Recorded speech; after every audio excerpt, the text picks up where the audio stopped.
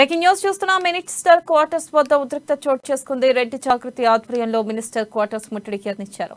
ఈ క్రమంలో పోలీసులు రెడ్డి జాగృతి నేతలను అడ్డుకున్నారు. పోలీసులకు రెడ్డి జేఎస్ నేతలకు తోపులాట జరిగింది. అనంతరం పలువురిని అదుపులోకి తీసుకున్న పోలీసులు ఇచ్చారు.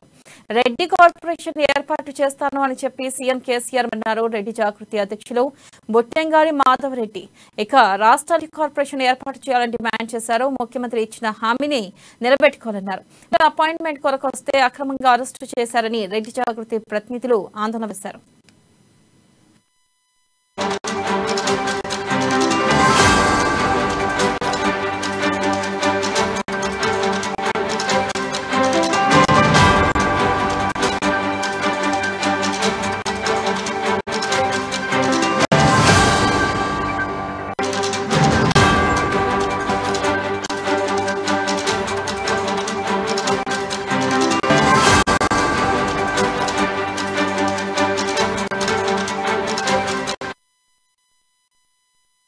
బ్రేకింగ్ న్యూస్ చూస్తున్నా. మినిస్టర్ క్వార్టర్స్ వద్ద ఉద్రిక్త చోటు చేసుకుంది. రెడ్డి జాగృతి ఆధ్వర్యంలో మినిస్టర్ క్వార్టర్స్ ముట్టడికి యత్నించారు. ఈ క్రమంలో పోలీసులు రెడ్డి జాగృతి నేతలను అడ్డుకున్నారు. పోలీసులకు రెడ్డి జేఏసీ నేతలకు మధ్య తోపులాట జరిగింది.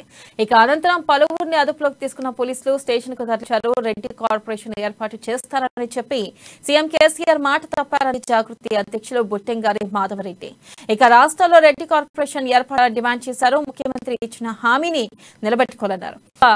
మంత్రులు అపాయింట్మెంట్ కొరకు వస్తే అక్రమంగా అరెస్ట్ చేశారని రెడ్డి ప్రతినిధులు ఆందోళన వ్యక్తం చేశారు.